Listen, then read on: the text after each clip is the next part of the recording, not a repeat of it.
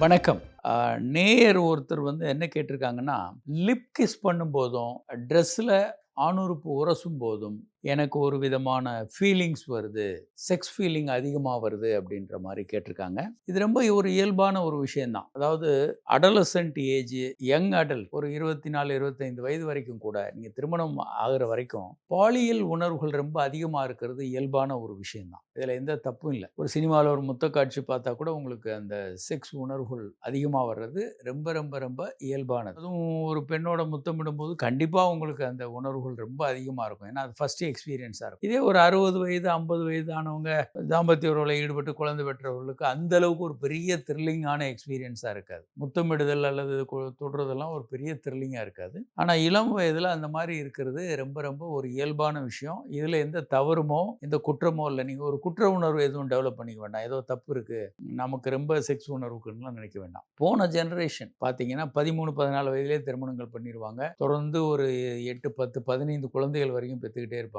அப்படியெல்லாம் இருக்கும்போது இன்னைக்கு ஒரு திருமண வயதே உங்களுக்கு ஒரு 27, 28 ஆண்களுக்கு இன்னும் 30 இன்னும் கொஞ்சம் தள்ளி கூட போகுது நெறைய பேருக்கு. அப்போ அவ்வளோ நாட்களும் பாலியல் உணர்வே இல்லாம ஒரு மனிதர் வாழ முடியுமான்னா அப்படி இருக்காது. பல நேரங்கள்ல சாதாரண சினிமா படங்கள் பார்க்கறது, பாலியல் படங்கள் பார்க்கறதுனால, அல்லது நீங்க அதுவும் முத்தமிடும்போது வருதுன்றீங்க. முத்தமிடும்போது கண்டிப்பா வரதான் செய்யும். அந்த செக்ஸ் எக்ஸைட்டேஷன், அதைத் தொடர்ந்து ஆணுறுப்புல ஒரு சின்ன திரவம் வெளிய வர்றது, இது எல்லாமே இயல்பானது, ஆரோக்கியமானது. இதில பிசியாலஜிக்கல்னு சொல்லுவோம். இயல்பானது. இதனால இத பற்றிய கவலை வேண்டாம். அடுத்து ஆணுறுப்புல சீல் வர்றத பத்திய ஒரு வீடியோல நம்ம கமெண்ட் கேட்டிருக்காரு நண்பர் ஒருத்தரு. அவர் என்ன கேட்டிருக்காருன்னா, எனக்கு வருகிறது. இவரு தாம்பத்திய உறவுல ஈடுபடல. ஆனா எனக்கும் ஆணுறுப்புல இருந்து ஒரு திரவம் வருகிறது. ஆனா எரிச்சல், பிரச்சனை எதுவும் இல்ல. அந்த மாதிரி குடுத்திருக்காரு. மறுபடியும் அதான் இவங்களுக்கு வர்றது சீல் அல்ல. ஆணுறுப்புல வர்றதெல்லாம் சீல் இல்ல. சீல்ன்றது மஞ்ச கலர்ல, அதுவும் தாம்பத்திய உறவு வெளியே நீங்க யார் கூடயாவது தேவையில்லாத உறவுகள்ல ஈடுபட்ட பிறகு, செக்ஸ் ஒர்க்கர் பணம் குடுத்து செக்ஸ் பண்றது, இல்ல மசாஜ் பார்லர் போன்ற இடங்கள்ல வாய்வழி உறவு, இல்ல செக்ஸ் உறவுல ஏதாவது ஒரு வகையில ஈடுபட்ட பிறகு, ஒரு 1 வாரம் 10 நாள்ல சீல் வரும். அதுதான் கோனோகாக்கஸ். கிளாமைடியா என்ற நோயிலயும் சீல் வரும். இதெல்லாம் பால் உறவுக்கு அப்புறம் வர்றது. பால் உறவுலே நீங்க யார் கூடயும் ஈடுபடலைன்னா, உங்களுக்கு அந்த மாரி நோய்கள் வராது. சூனியத்திலிருந்து நமக்கு ஒரு தொற்று வருமா? வராது. ஒருத்தர்ட்ட இருந்து தான் அந்த நோய்கள் பரவும். உங்களுக்கு வர்றது நீங்க செக்ஸ்ல எக்ஸைட் ஆகுறதுனால, ஆக்சஸரி கிளாண்டுன்னு இருக்கு. ஆணுறுப்புல பல்வேறு சுரப்பிகள், சின்ன சின்ன சுரப்பிகள் இருக்கு. அந்த சுரப்பிகள்ல சுரக்கக்கூடிய திரவம் ஆணுறுப்புல இருந்து கசிவாக, இதுல எரிச்சலோ வேற இருக்காது. நீங்க அதுவும் எக்ஸைட் ஆனீங்கன்னா தான் வரும். நீங்க உங்களுக்கு உங்க கேர்ள் ஃப்ரெண்டோட ஃபோன்ல பேசுறீங்க, கேர்ள் ஃப்ரெண்டோட பீச்ல உட்கார்ந்திருக்கீங்க, பைக்ல போறீங்க. அந்த சூழல்கள்ல தான் வரும். நீங்க வேற அவசரமா ஓடிக்கிட்டு இருக்கீங்க, வேற ஒரு ஒரு பஸ்ஸ பிடிக்க ஓடுறீங்க, வேற பைக்க ஓட்டிட்டு இருக்கீங்க, வேற தனியாக நீங்க ஒரு பரபரப்பான வேலையில இருக்கும்போதெல்லாம் அப்படி வராது. இது நீங்க பரபரப்பாக இருக்கும்போது வரக்கூடிய கிளர்ச்சியான ஒரு திரவம். பெண்களுக்கு அந்த மாதிரி பெண் உறுப்புல உபயோகப் பொருட்கள் வரும் கிளர்ச்சி அடையும் போது.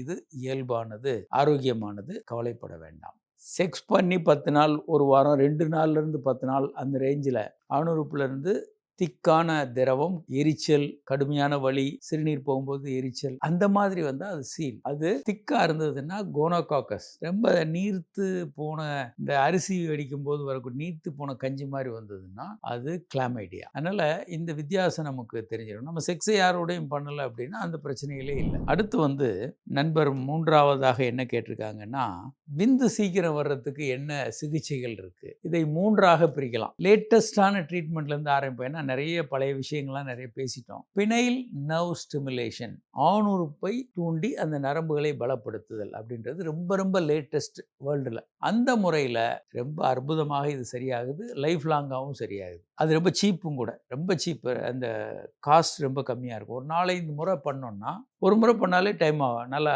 எஃபெக்ட் இருக்கு. ஒரு 4, 5 முறை பண்ணோம்னா, நல்ல ரிசல்ட் இருக்கு. உடனே விந்து வர்றதில்ல. 1 பினைல் நர்வ் ஸ்டிமுலேஷன், ஆணுறுப்பு நரம்புகள பலப்படுத்துறது. அது இங்க ஹாஸ்பிட்டல்ல பண்ணிட்டு அவங்க போயிடணும். 2வதாக மருந்துகள். புதிய மருந்துகள் இருக்கு. 2010ல அமெரிக்கால கண்டுபிடிச்ச டெபாக்சிட்டின் போன்ற மாத்திரைகள் இருக்கு. பழைய மருந்துகள் இருக்கு. நெறைய மருந்துகள், பழைய மருந்துகள் கொஞ்சம் இருக்கு. 2யும் கம்பைன் பண்ணலாம். தனித்தனியா சாப்பிடலாம்.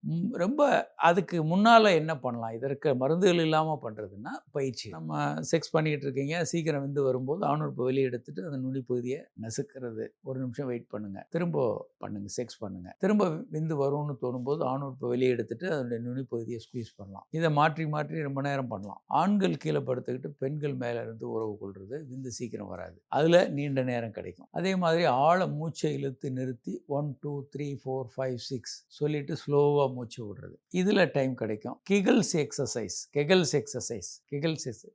ஆசன வாயை சுருக்கி விரித்து அந்த அந்த உறுப்புகளை அந்த தசைகளை பலப்படுத்தும் போது விந்து சீக்கிரம் வர்றது லேட் ஆகுது. இந்த மாதிரியான பயிற்சிகள், செக்ஸ் பொசிஷன்கள், இது கொஞ்சம் பலன் இருக்கும். 3ஐயும் சேர்த்து பண்ணலாம். இந்த பயிற்சிகள், மாத்திரைகள், பினைல் நர்வ் ஸ்டிமுலேஷன் ரொம்ப பிரமாதமாக நீண்ட நேரம் செக்ஸ் பண்ண முடியும். அதனால் விந்து முந்துதல் வந்து கிட்டத்தட்ட 70% ஆண்கள் உலகத்தில் சீக்கிரம் விந்து வெளியேற்றுறாங்க. பெண்கள் வந்து செக்ஸில் திருப்தி அடைகிறதில்ல. இதை சரி செய்ய முடியுமா? இப்போ பெர்மனண்ட்டாக சரி பண்ணக்கூடிய நவீன முறைகள்லாம் வந்துச்சு. பினைல் நர்வ் ஸ்டிமுலேஷன் ஞாபகம் வச்சுக்கோங்க, பிஎன்எஸ், ஆணுறுப்பு நரம்புகளை பலப்படுத்துறது. இதை எளிமையாக பண்ண முடியும். ரொம்ப விலையும் குறைவு.